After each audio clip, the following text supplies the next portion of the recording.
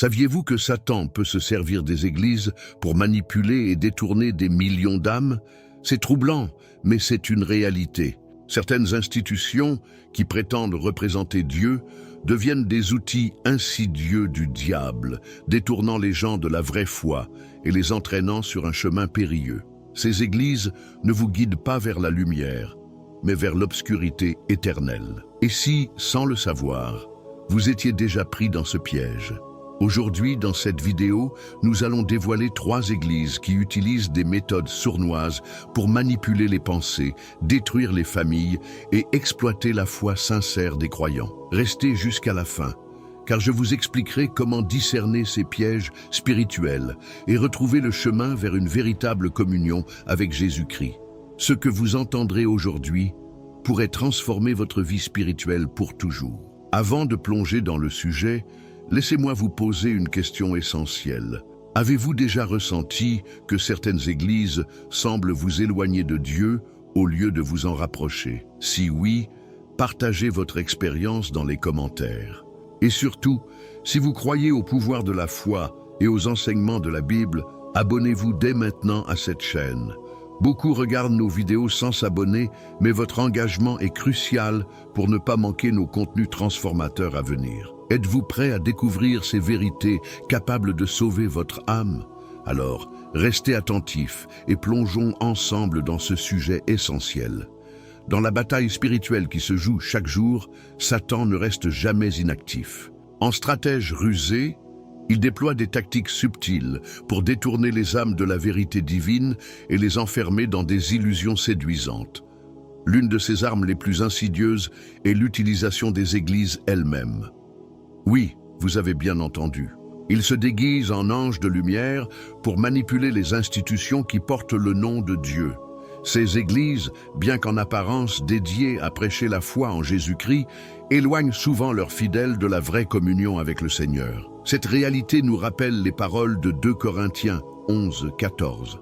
Satan lui-même se déguise en ange de lumière. Imaginez un instant être un croyant sincère, avide de vous rapprocher de Dieu. Vous assistez à des cultes, écoutez des sermons, chantez des louanges. Mais malgré tout, une question persiste. Votre foi s'approfondit-elle réellement ou ressentez-vous plutôt une confusion croissante?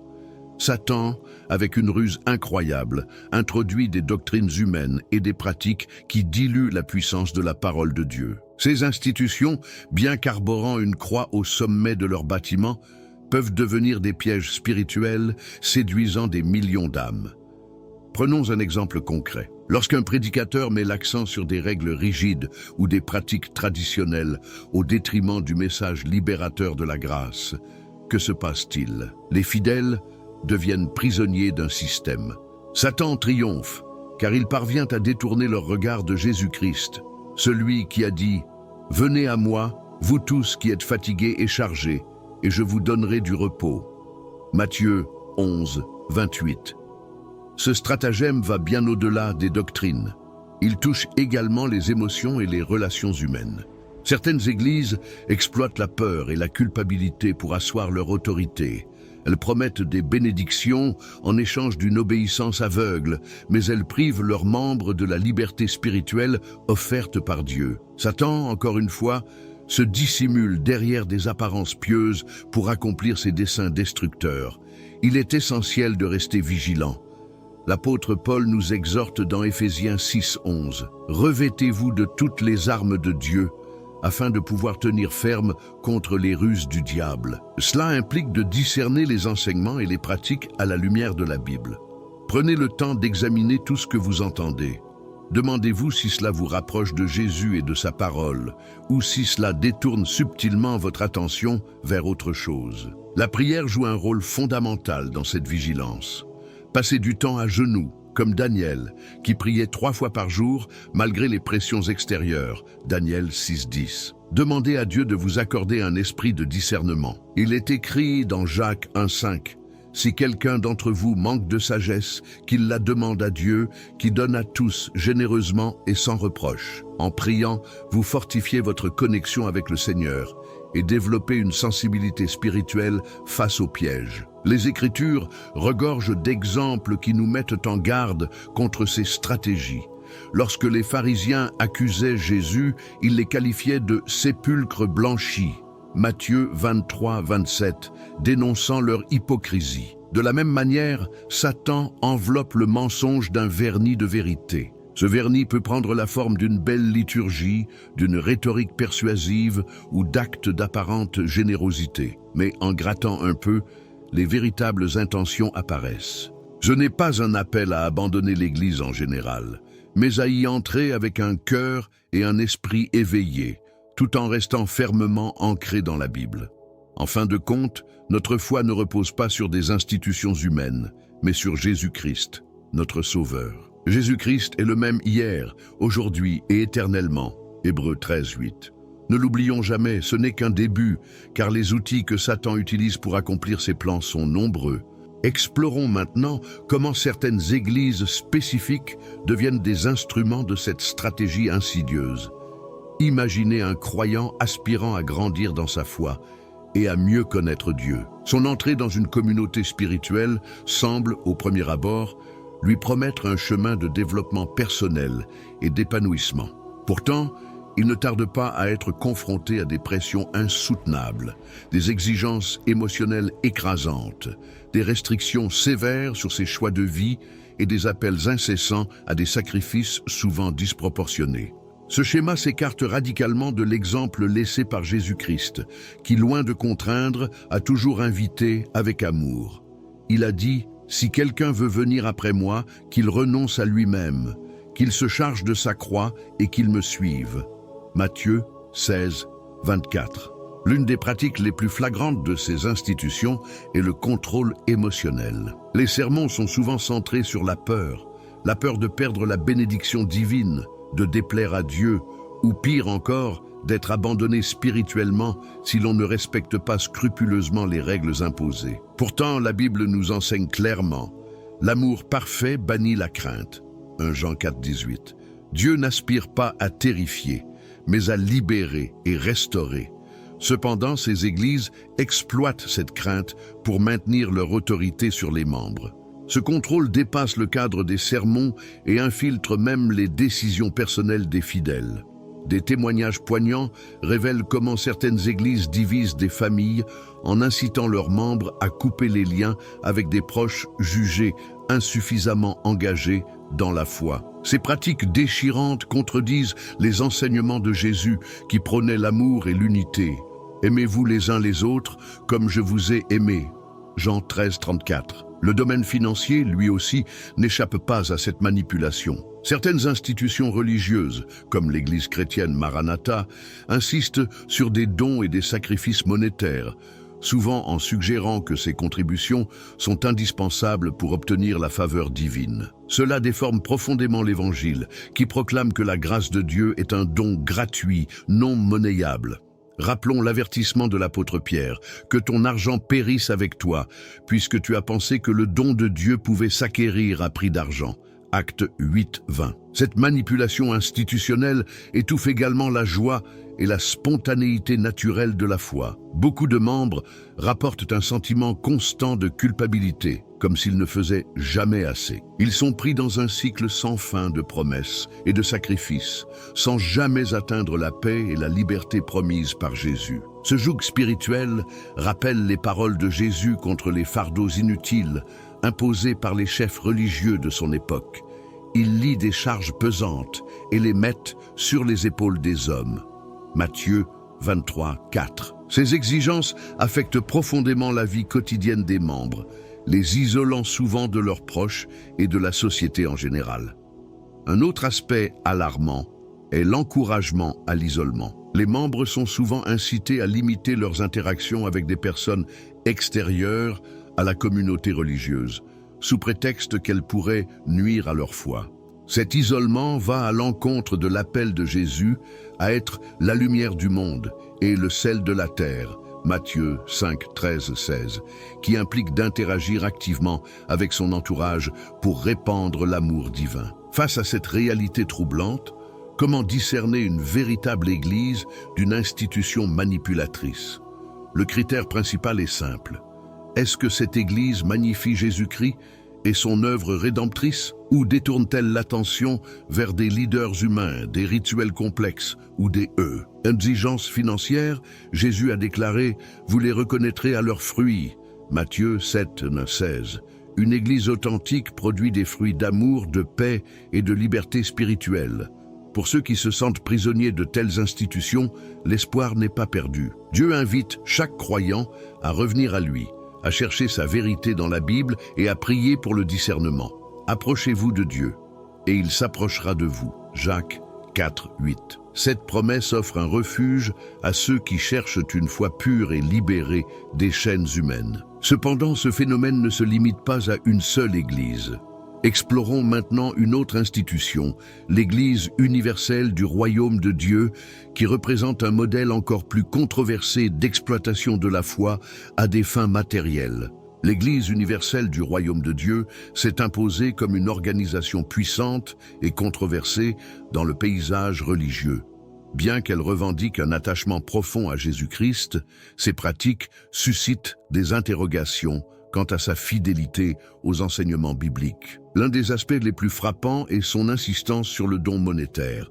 Lors de ses cultes, les appels à la générosité sont omniprésents, souvent accompagnés d'une rhétorique affirmant que la prospérité financière est directement liée à la fidélité envers Dieu. Ces messages, qui promettent miracles et bénédictions en échange de contributions matérielles, créent une équation erronée. Plus vous donnez, plus vous recevez. Pourtant, Jésus a enseigné « Donnez gratuitement, car vous avez reçu gratuitement ».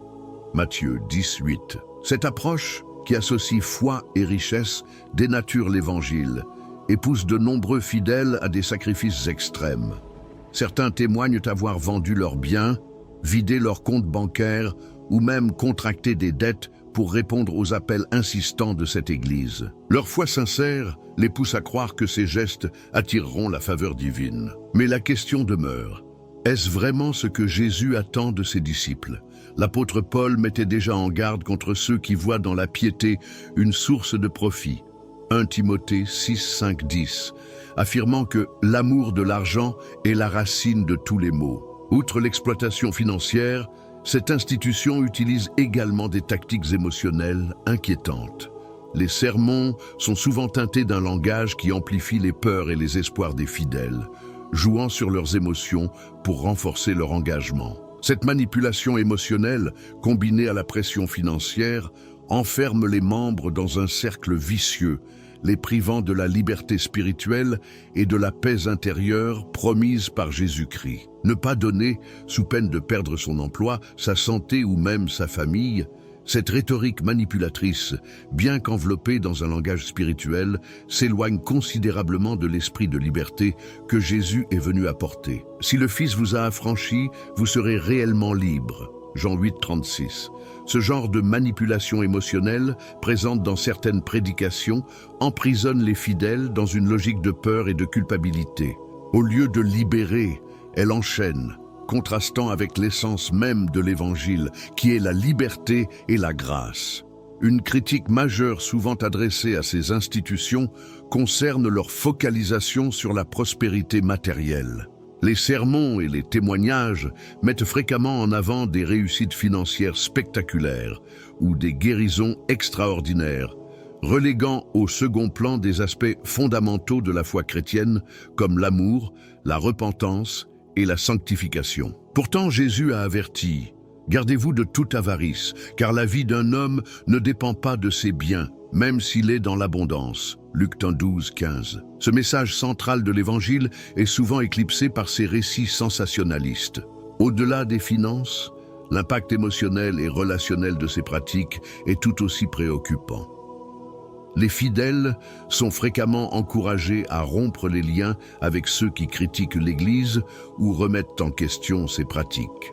Cette stratégie divise les familles et les communautés, créant un isolement progressif et rendant les membres dépendants de l'institution pour leur soutien moral et spirituel. Cela contredit directement l'appel de Jésus « Aime ton prochain comme toi-même » Marc 12, 31.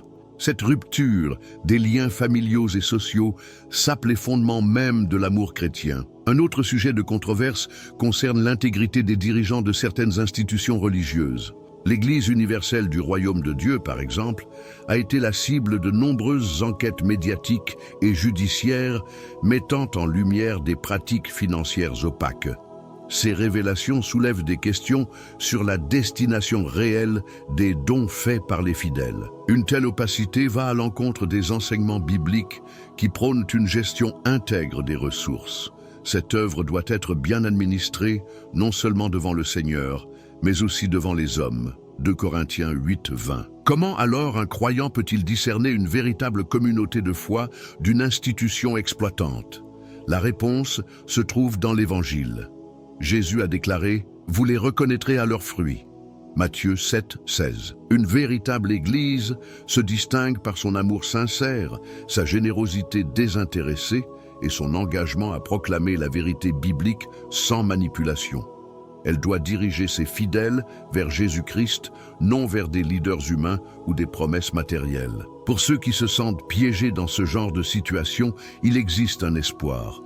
Dieu invite chaque croyant à revenir à lui, à examiner les Écritures et à rechercher la vérité par la prière.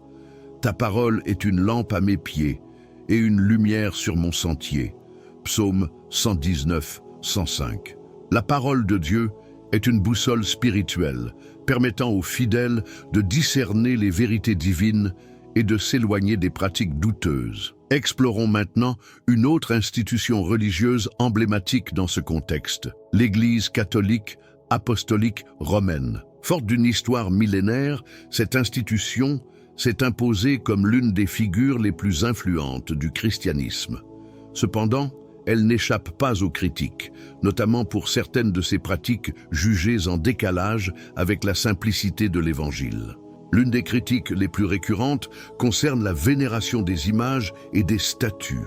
Dans de nombreuses paroisses, les fidèles sont encouragés à prier devant des représentations de Marie, des saints ou de Jésus lui-même. Bien que ces pratiques soient souvent justifiées comme des moyens d'intensifier la dévotion, elles suscitent des interrogations quant à leur conformité avec les Écritures. La Bible avertit dans Exode 20, 4, 5 « Tu ne te feras point d'image taillée, ni de représentation quelconque des choses qui sont dans les cieux ou sur la terre. » Cette mise en garde rappelle que l'adoration doit être exclusivement dirigée vers Dieu, sans intermédiaire matériel. Un autre sujet de débat est la question des indulgences. Historiquement, l'Église catholique a enseigné que les indulgences pouvaient réduire le temps passé au purgatoire, tant pour soi-même que pour ses proches décédés.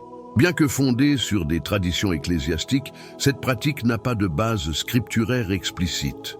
Elle est souvent perçue comme une déviation de la grâce gratuite offerte par Jésus-Christ. Car c'est par la grâce que vous êtes sauvés par le moyen de la foi, et cela ne vient pas de vous, c'est le don de Dieu. Éphésiens 2, 8, 9. Le salut ne peut être acheté ou marchandé. Il s'agit d'un cadeau divin. La dévotion mariale constitue également un point de divergence. Bien que Marie soit une figure inspirante, certaines pratiques, comme le rosaire ou les consécrations mariales, donnent parfois l'impression qu'elle est une médiatrice entre Dieu et les hommes. Pourtant, 1 Timothée 2, 5 est clair. Il y a un seul Dieu et aussi un seul médiateur entre Dieu et les hommes, Jésus-Christ homme. Cette confusion potentielle peut détourner les croyants de leur relation directe avec Christ. L'exaltation des dirigeants religieux, en particulier la figure du pape, est une autre source de critique. Considéré comme le représentant de Christ sur terre, le pape jouit d'une autorité exceptionnelle qui, aux yeux de certains, peut parfois dépasser celle des Écritures. Cela contraste avec les paroles de Jésus. « Vous êtes tous frères » Matthieu 23, 8, qui appelle ses disciples à une humilité et un service exemplaires. En pratique, ces divergences se traduisent souvent par une distance entre les fidèles et l'étude personnelle de la Bible. Pendant des siècles, l'Église catholique a encouragé l'interprétation des Écritures par l'intermédiaire de ses prêtres et de ses enseignements officiels. Bien que cela vise à maintenir une unité doctrinale, cette approche peut limiter l'accès direct des croyants à la parole de Dieu. Pourtant, ta parole est une lampe à mes pieds et une lumière sur mon sentier, psaume 119, 105, souligne l'importance de la lecture personnelle des Écritures. Chaque croyant est invité à sonder les Écritures par lui-même et à nourrir une relation personnelle et directe avec Dieu. La vénération des reliques et des objets sacrés constitue une autre pratique qui suscite des débats. Dans certaines traditions, des pouvoirs miraculeux sont attribués à ces objets ou à des lieux saints. Si ces pratiques renforcent la foi pour certains, elles risquent également de détourner l'attention de la véritable puissance qui réside uniquement en Dieu. Comme le rappelle Actes 4.12, « Il n'y a de salut en aucun autre, car il n'y a sous le ciel aucun autre nom donné parmi les hommes par lequel nous devions être sauvés. » Il est cependant crucial de noter que beaucoup de fidèles, même dans des contextes institutionnels discutés, cherchent sincèrement à suivre Dieu. Leur dévotion, leur charité et leur engagement envers les enseignements du Christ sont exemplaires. Toutefois, chaque croyant, quelle que soit son appartenance religieuse, est appelé à examiner chaque chose à la lumière des Écritures. À l'image des Béréens dans Actes 17, 11, qui examinaient chaque jour les Écritures pour voir si ce qu'on leur disait était exact. C'est un appel à tous les chrétiens d'aujourd'hui, chercher la vérité par eux-mêmes, avec discernement et humilité. La question fondamentale demeure: les pratiques et traditions de ces églises rapprochent-elles réellement les fidèles de Dieu ou créent-elles des barrières? Jésus a dit « Je suis le chemin, la vérité et la vie. Nul ne vient au Père que par moi. » Jean 14, 6. Toute tradition ou institution qui s'éloigne de ce message central de l'Évangile mérite d'être réévaluée. L'observation de ces éléments montre à quel point même les institutions religieuses les plus respectées peuvent parfois s'écarter du message de liberté et de grâce que Jésus est venu proclamer. Cela nous amène à explorer un autre aspect crucial: l'impact émotionnel et financier de ces pratiques sur les croyants. Au cœur des stratégies employées par certaines églises, cet impact est souvent dévastateur. Alors que ces institutions promettent bénédictions et miracles, elles imposent en réalité un fardeau insoutenable. Ce fardeau, qu'il soit émotionnel ou financier, brise des familles, vide des comptes bancaires et laisse les âmes spirituellement appauvries. Pourtant, Jésus lui-même a dit « Mon joug est doux et mon fardeau léger ». Matthieu 11, 30, un contraste saisissant avec les exigences pesantes de certaines institutions. Imaginez une personne simple et pleine de foi, entrant dans une église avec l'espoir de trouver la paix et un renouveau spirituel. Elle se heurte rapidement à des sermons empreints de crainte, évoquant la colère divine ou la peur de la damnation. Ces messages, bien que parfois sincères dans leur intention, manipulent souvent les émotions des fidèles pour susciter des sacrifices financiers ou une obéissance aveugle.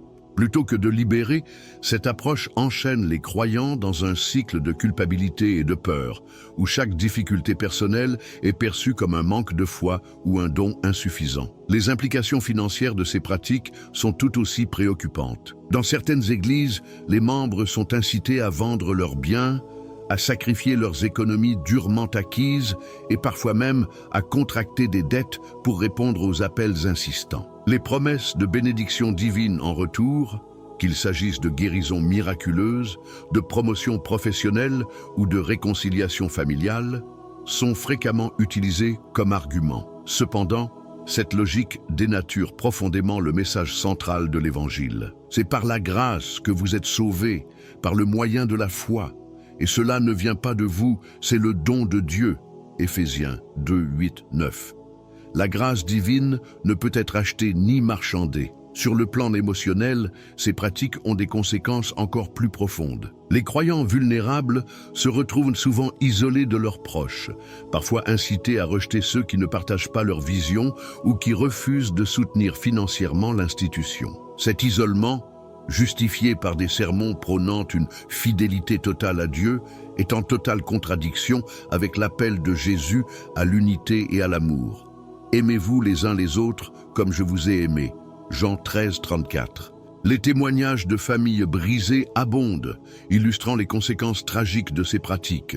Prenons l'exemple poignant d'une femme qui, convaincue que son sacrifice démontrerait sa foi et attirerait des bénédictions, a vendu la maison familiale.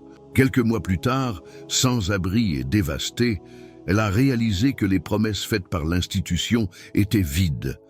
Ces récits bouleversants mettent en lumière la responsabilité spirituelle et éthique des églises, protéger leurs fidèles et non les exploiter. Les exigences spirituelles excessives imposées par ces institutions, comme des jeûnes prolongés, des veillées interminables ou des activités perturbant l'équilibre de vie, ajoutent au stress psychologique des membres. Bien que la discipline spirituelle ait sa place dans la foi chrétienne, elle ne doit jamais devenir un outil de contrôle. Jésus a rappelé « Le sabbat a été fait pour l'homme et non l'homme pour le sabbat ». Marc 2, 27, soulignant que Dieu se soucie du bien-être de ses enfants. Un autre aspect troublant est la culpabilisation systématique des fidèles.